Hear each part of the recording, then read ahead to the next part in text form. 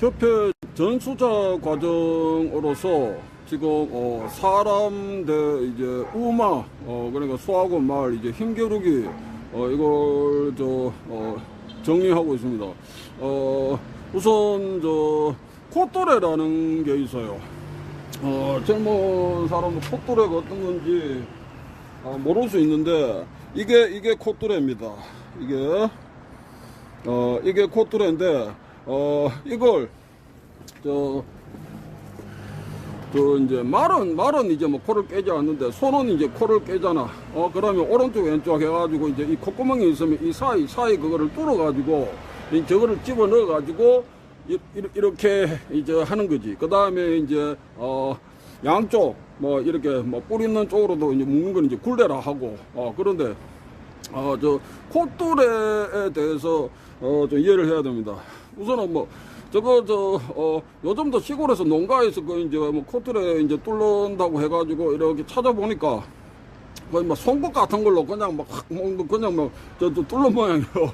그런데 이제 그것도 이제 방법론이 있는 거지. 근데 뭐 불에 달고 가지고 하겠죠. 어떤 세균 감염이나 뭐 그런 위험도 있으니까.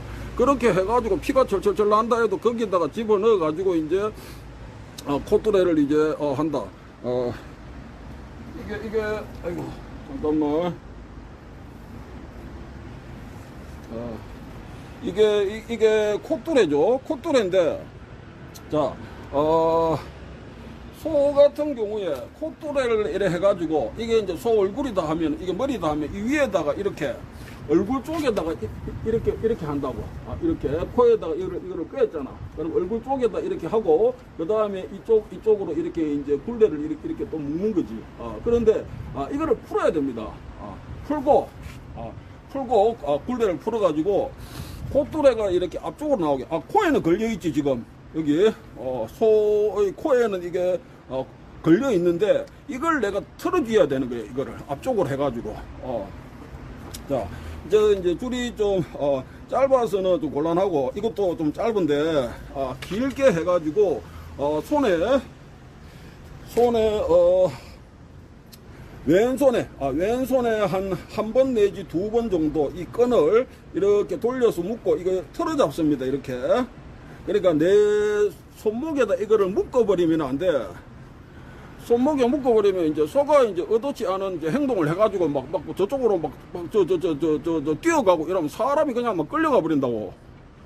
사람이 힘으로는 그 황소를 이길 수 없어요. 그래서 이제 부상이라든지 이제 그런 위험이기 때문에 손목에다 틀어가지고 이렇게 잡는다. 그렇게 해서 이 콧도래를 이용을 해야 됩니다. 이게 좀 보일는지 모르겠는데 콧도래에 대해서 이게 익숙해져야 되고, 두 번째는 소는 황소가 사람보다 이게 체격이 몇 배가 더 큰데 사람이 힘만으로 이렇게 쓰러뜨리는 게 아니고 소의 중심을 무너뜨려 가지고 이제 제풀에 쓰러지게 해야 되는 거예요. 그렇게 하기 위해서는 이제 소의 이제 목을 비틀.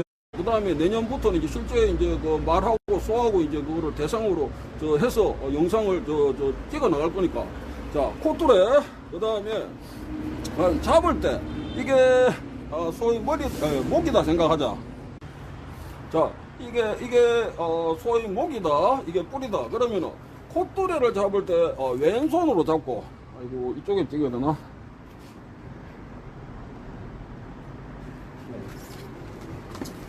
콧도래를 왼손으로 내가 틀어쥐고 소뿔이 이제 좌우에 있는데 이걸 틀어진 상태에서 오른쪽만 내가 그 뿔을 잡을 수가 있지.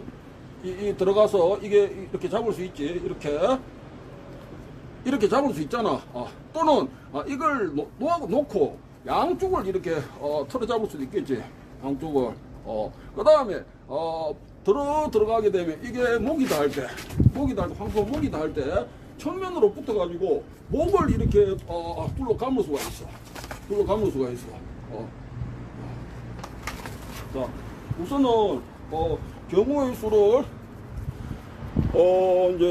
이제 목을 비틀기 위해서는 이제 더 이제 근접해야 되니까 그럼 경우의 수가 콧대를 잡고 한 손으로 저 솥불을 잡는다. 또는 콧대를 잡은 거를 놓고 양쪽 손으로 불을 잡는다. 그 다음에는 양손 다 놓고 목을 부둥켜 앉는다. 물론 이제 최대한 몸을 밀착시켜 가지고 해야 되겠지. 우선은 경우의 수는 거기까지가 이제 기본입니다. 그리고 이 황소는 저도 시골 생활을 많이 안 했기 때문에 익숙하지 않은데 몸통을 밀거나 해가지고 이게 어림도 없는 거예요. 상식적으로. 그리고 말은 틀려. 말은